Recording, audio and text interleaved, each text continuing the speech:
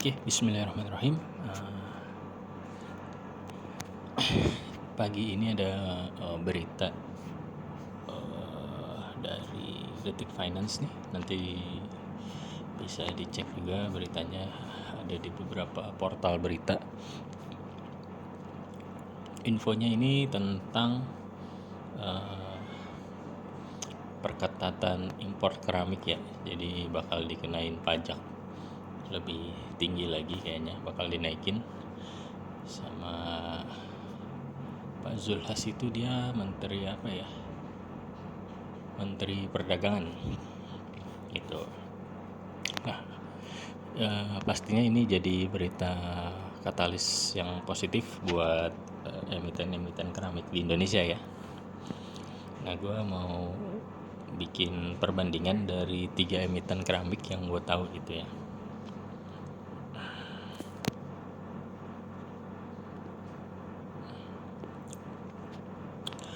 Oke, kita pertama ini ada Cak ya.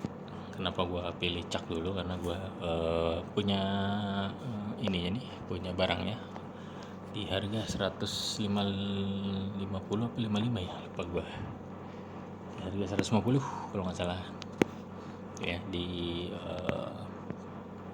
apa namanya, di portofolio gue yang lainnya di aplikasi MOS. Nah, di Stockbit itu enak ya untuk filternya, terus banyak fitur-fiturnya. Jadi gua kalau untuk bikin konten biasanya pakai ini Stockbit.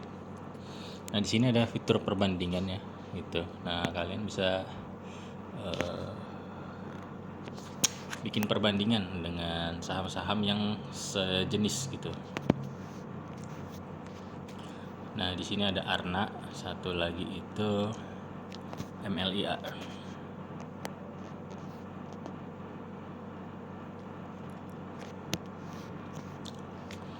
Nah, ini jadi kita bikin perbandingan ya dari Cak, Arna, dan MLIA. Itu tiga-tiganya emiten yang memproduksi keramik. Kenapa gue pilih Cak waktu itu ya, dia sempat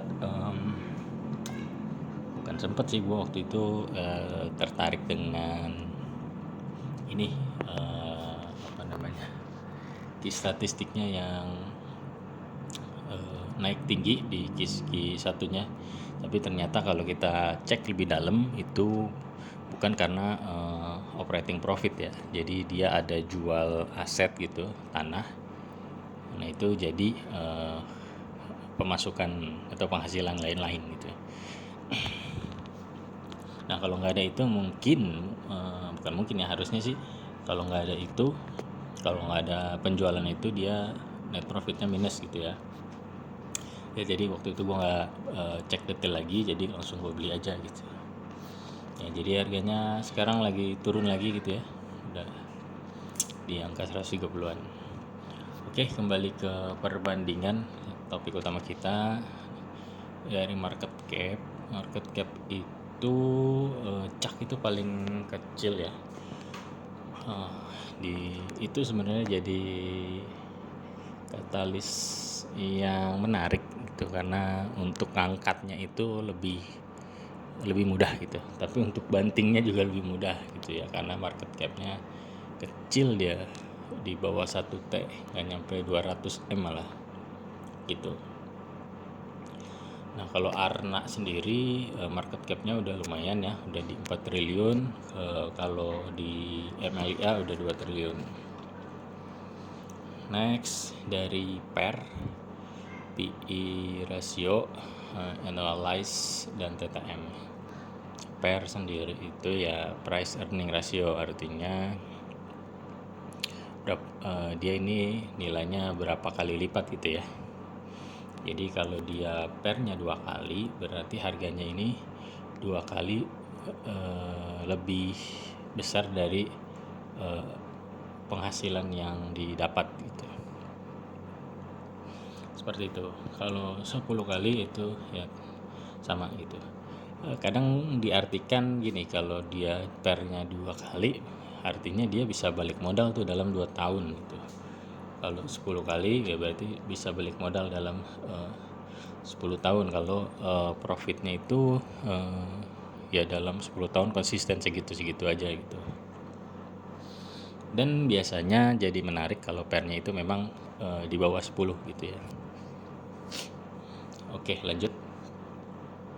Jadi dari pair itu yang menarik di sini memang dicak ya gitu. Kalau secara analyze, tapi kalau secara TTM itu nanti cari tahu sendiri deh. Ya kalau secara TTM tuh dia minus gitu ya, malah nggak menguntungkan gitu. Kalau Arna stabil ya sama di 10-an. Lalu MLIA dia ya kurang lebih sama ya di 4 atau 5.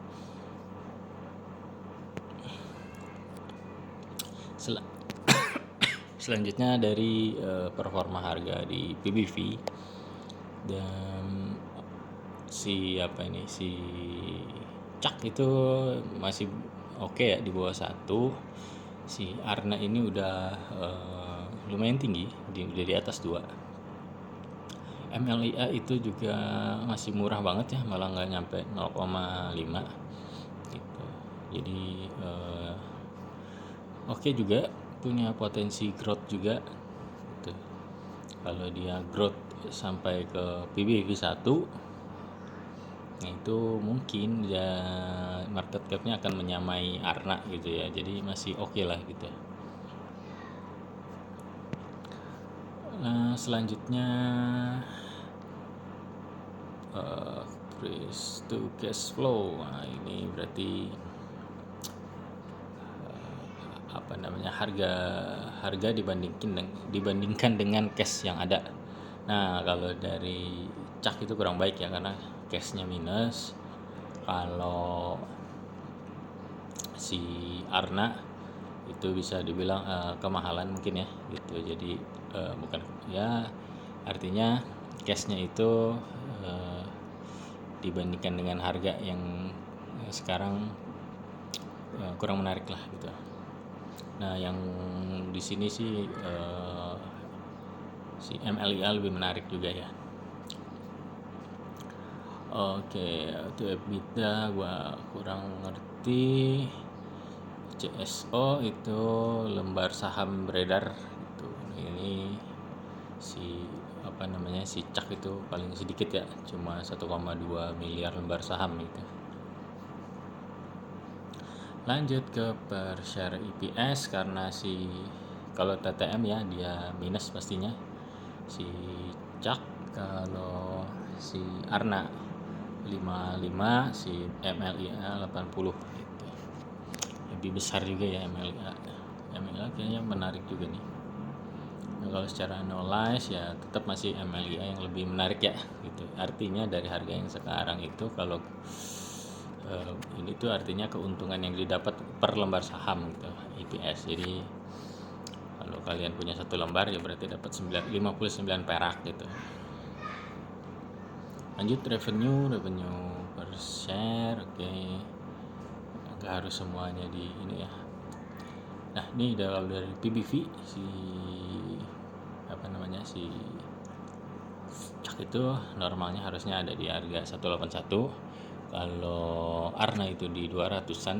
Nah, karena tadi udah tinggi berarti udah 2, berarti harganya itu dia udah di 400 ke atas lah ya si Arna, karena udah dua kalinya itu. Nah kalau si Amelia ini ada di setengahnya, berarti harganya sekarang tuh ada di 350-an. Seperti itu. Yang lain-lain ya sebenarnya sih gue lebih menarik di PBV doang sih tadi, sama di pairnya gitu. Kalau kita cek lagi ini, karena TTM pasti si Cak itu dia minus ya returnnya. Nah di sini Arna itu menarik ya, dia returnnya itu sampai 2 digit sampai 25% gitu. Artinya kalau lo punya modal 1 juta dalam setahun itu udah cuan berapa tadi ya, 2.500.000 itu 25%-nya gitu kan. Tapi kalau si MLIA cuma 1 juta. Nah kalau si CAK malah minus 7% tuh, minus 700.000 gitu dalam setahun, kurang lebih seperti itu pengertiannya. Nah dividen, nah CAK nggak ada, si mana si Arna itu 43, lumayan besar ya, si MLIA 15. Nah itu karena payout rasionya kecil ya. Kalau si MLIA kalau dia sama aja dengan Arna gitu, payout rasionya berarti akan lebih gede gitu dari Arna. Dividen yang dibaginya bisa sampai 45 gitu. Nah yieldnya kalau misalkan tadi payout rasionya sampai 75%, si MLIA itu wah menarik banget sih. Tapi ya begitu ya, di sini memang kalau dari segi dividen si Arna lebih menarik gitu. Yieldnya itu sampai 7,4%. Kalau CAK malah nggak membagikan dividen ya. Skip dulu ya. Oke. Revenue-nya memang si CAK kecil ya, 49M. Si Arna cuma 600M. Nah ternyata MLIA nih paling menguasai market ya. Dia itu hampir 1T lebih gitu. Tapi dari kinerja generate profitnya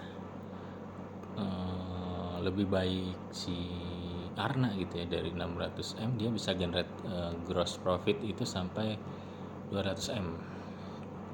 Kalau si MLIA dari 1T juga cuma 200M juga gitu. Net income sama. Kalau si Arna itu sampai 105.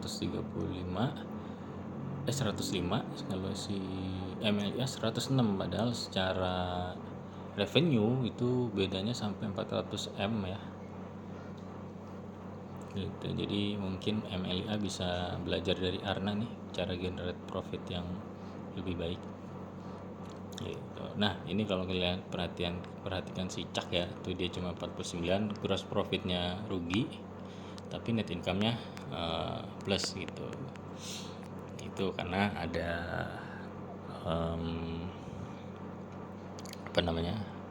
penghasilan lain-lain dari penjualan aset itu ya. Penjualannya juga ke ini ya, ke perusahaan terafiliasi gitu. Oke, kayaknya itu dulu year on year growth. Oke, kalau secara growth itu ya pada minus ya. Tapi yang minusnya paling kecil tuh si Arna.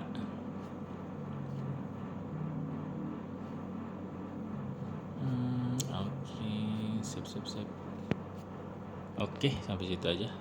Untuk perbandingannya kalian bisa pilih yang mana yang bagus gitu ya, dari segi harga, terus dari segi net income kayak gitu. Yang penting sih itu ya, net income-nya oke, terus baru cek harganya gitu. Kalau harganya murah ya kenapa enggak dibeli gitu.